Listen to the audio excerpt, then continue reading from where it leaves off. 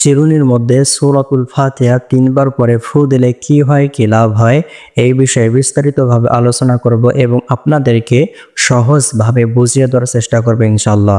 তো আজকের আমলটা খুবই গুরুত্বপূর্ণ, আপনারা সম্পূর্ণ ভিডিওটা মনোযোগ সহকারে দেখবেন এবং হাতের মধ্যে একটা চিরুনি নেবেন এবং আমলটা শুরু করার আগে অবশ্যই আপনাকে ৩ বার ইস্তেগফার পড়তে হবে। আস্তাগফিরুল্লাহ, আস্তাগফিরুল্লাহ, আস্তাগফিরুল্লাহ।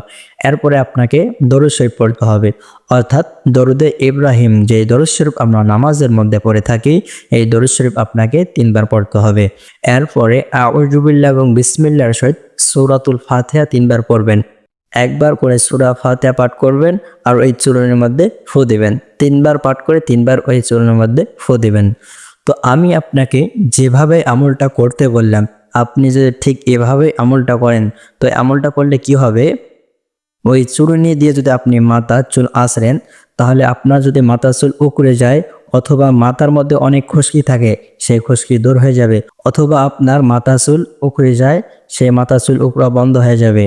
অথবা আপনার মাথার মধ্যে চুল যদি একদম পাতলা হয়ে যায়, তো আপনি আমলটা করবেন, ইনশাল্লাহ আপনার চুল ঘন গাজা শুরু করবে।